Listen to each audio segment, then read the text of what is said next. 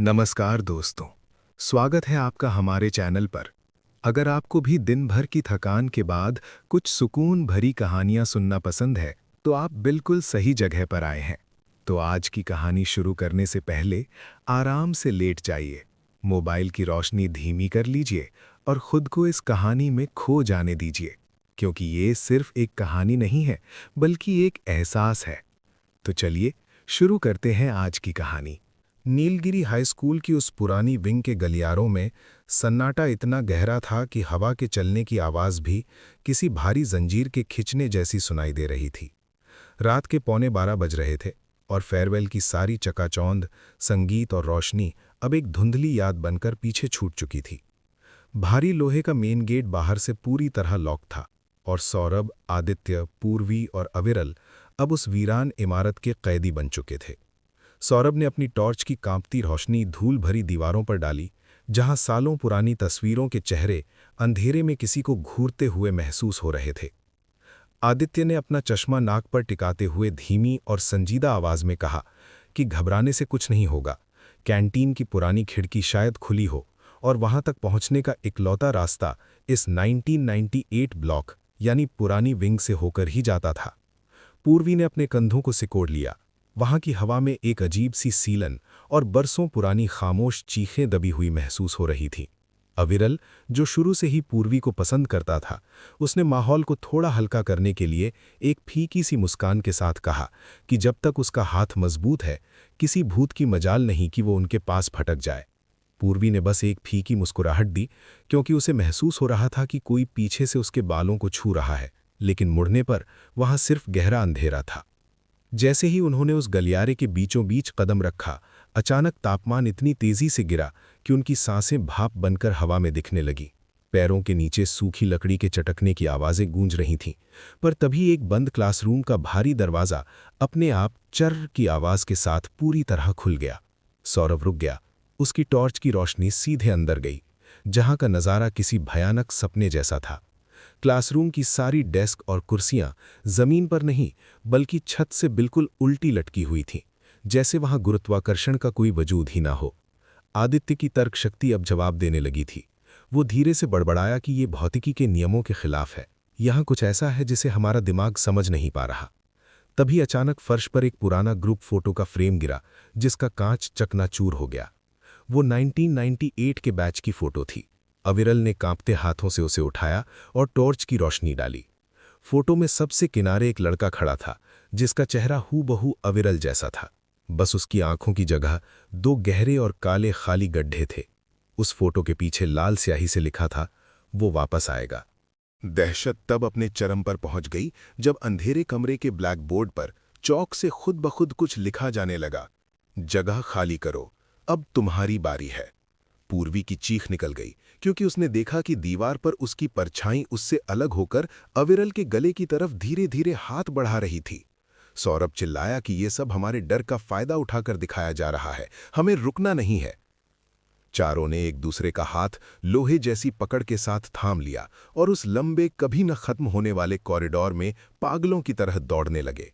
पीछे से किसी के भारी जूतों के दौड़ने की आवाज और एक फटी हुई गहरी आवाज ने पीछा करना शुरू कर दिया, जो बार बार यही कह रही थी कि अब तुम कहीं नहीं जा सकते, तुम तो हमेशा से यहीं थे। सामने एक पुरानी कांच की खिड़की दिखी, जिससे बाहर के बगीचे की धुंधली रोशनी आ रही थी। सौरभ ने अपने कंधे से पूरी ताकत लगाकर उस पर टक्कर मारी। कांच के 1000 टुकड़े हुए और वे चारों सीधे नीचे गार्डन की गीली घास पर जा गिरे। बाहर की ताज़ा हवा उनके फेफड़ों में भर गई। सूरज की पहली किरण धीरे धीरे फूट रही थी और दूर से स्कूल के मेन गेट के खुलने की आवाज आई। चारों पसीने से तरबतर और बुरी तरह हाँफ रहे थे, पर राहत इस बात की थी कि वे जिंदा थे। पूर्वी ने अपनी कलाई देखी, जहां अविरल की पकड़ के गहरे निशान पड़ गए थे। उसने धीरे से शुक्रिया कहा। अविरल मुस्कुराया और अपना हाथ पॉकेट में डाल लिया, लेकिन तभी आदित्य की तेज नजरों ने कुछ ऐसा देखा कि उसके रोंगटे खड़े हो गए। अविरल के दूसरे हाथ की कलाई पर 5 उंगलियों के काले और पूरी तरह जले हुए निशान थे, जैसे किसी अदृश्य ताकत ने उसे अंधेरे में वापस खींचने के लिए अपनी पूरी जान लगा दी हो। सबसे खौफनाक बात यह थी कि अविरल की कलाई पर बंधी घड़ी अब भी रुकी हुई थी और उस पर ठीक वही समय जमा हुआ था जब वे उस पुरानी विंग में दाखिल हुए थे। 11:58। सुबह की रोशनी होने के बावजूद अविरल के चेहरे पर एक ठंडी और बेजान मुस्कान थी। उसने अपनी रुकी हुई घड़ी की तरफ देखते हुए बहुत धीमी आवाज में पूछा, क्या तुम्हें सच में लगता है कि हम चारों बाहर आ गए हैं या फिर हम अब भी उसी क्लासरूम की छत से लटके हुए हैं? आदित्य और सौरभ ने जब पीछे मुड़कर स्कूल की उस पुरानी बिल्डिंग की तरफ देखा तो तीसरी मंजिल की उसी खिड़की पर उन्हें 4 धुंधले साए खड़े नजर आए जो नीचे खड़े उन्हीं को देख रहे थे। वो साए बिल्कुल उन्हीं की तरह खड़े थे, एक सौरभ जैसा, एक आदित्य, एक पूर्वी और एक अविरल। आदित्य का गला सूख गया। उसने कांपती आवाज में कहा, अगर हम यहां बाहर खड़े हैं तो वो ऊपर कौन है? पूर्वी ने धीरे से अविरल का हाथ छुआ, लेकिन उसे महसूस हुआ कि अविरल का हाथ बर्फ से भी ज्यादा ठंडा था। अविरल की आंखों में अब वो चमक नहीं थी, बस एक खालीपन था।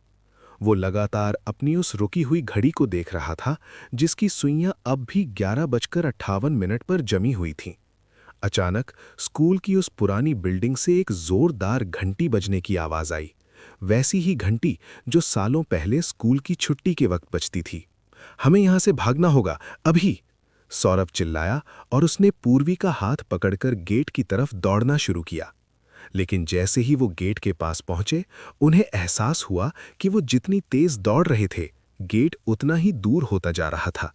स्कूल का ग्राउंड अचानक मीलों लंबा महसूस होने लगा। आदित्य चिल्लाया, ये फिर से वही भ्रम है, जो हम देख रहे हैं वो सच नहीं है, अपने दिमाग को स्थिर करो। तभी अविरल रुक गया। उसने अपना हाथ छुड़ा लिया और पीछे मुड़कर उस पुरानी विंग की तरफ देखने लगा। उसकी आवाज अब भारी और बदली हुई थी, तुम लोग जाओ, मेरा नाम उस रजिस्टर में लिखा जा चुका है। सौरभ पीछे मुड़ा, पागल मत बन अविरल, चल हमारे साथ। लेकिन जब सौरभ ने गौर से देखा तो अविरल के पैरों के नीचे कोई परछाई नहीं थी। सूरज की रोशनी उसके शरीर के आर पार निकल रही थी। पूर्वी के आंसू निकल आए। अविरल, प्लीज ऐसा मत कहो। अविरल ने एक दर्द भरी मुस्कान के साथ पूर्वी की तरफ देखा। फेयरवेल की उस रात जब हम उस क्लासरूम में घुसे थे और वो डेस्क हवा में लटकी थी, तब एक डेस्क मुझ पर गिरने वाली थी। तुमने मुझे धक्का दिया था, याद है? तुमने मुझे बचा लिया था, लेकिन उस साए ने मुझे पकड़ लिया था। मैं तभी से वहीं हूं। अचानक ग्राउंड की घास काली पड़ने लगी और स्कूल की बिल्डिंग से वही 4 साए नीचे उतरकर उनकी तरफ बढ़ने लगे। आदित्य ने महसूस किया कि उनके आसपास की दुनिया धुंधली हो रही थी। उसने अपनी जेब से वो पुरानी 1998 वाली फोटो निकाली और उसे जोर से जमीन पर पटककर पत्थर से कुचल दिया। जैसे ही फोटो का कांच पूरी तरह चूरा हुआ, एक कान फाड़ देने वाली चीख गूंजी। पूरा स्कूल का मंजर किसी फटे हुए कागज की तरह बिखर गया। एक पल के लिए सब कुछ काला पड़ गया। जब सौरभ, आदित्य और पूर्वी ने आंखें खोलीं तो वे उसी पुरानी विंग के फर्श पर पड़े थे। धूल और सीलन की वही महक, खिड़की से सुबह की असली रोशनी अंदर आ रही थी। वे तीनों सुरक्षित थे, लेकिन उनके बीच अविरल नहीं था। वहां फर्श पर सिर्फ अविरल की वो घड़ी पड़ी थी जो अब चलने लगी थी। समय हो रहा था 6:15 AM। घड़ी के बगल में एक छोटा सा नोट था जिस पर अविरल की हैंडराइटिंग में लिखा था, पूर्वी, मेरा हाथ हमेशा तुम्हारे साथ रहेगा। वे तीनों भारी मन से बाहर निकले। स्कूल के गार्ड ने उन्हें देखा और हैरान होकर पूछा, तुम लोग अंदर क्या कर रहे हो?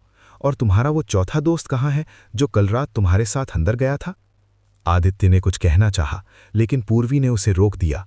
उसने अपनी कलाई देखी, जहां अविरल की पकड़ के निशान अब भी मौजूद थे, लेकिन वे दर्द नहीं दे रहे थे, बल्कि एक सुरक्षा का एहसास दिला रहे थे।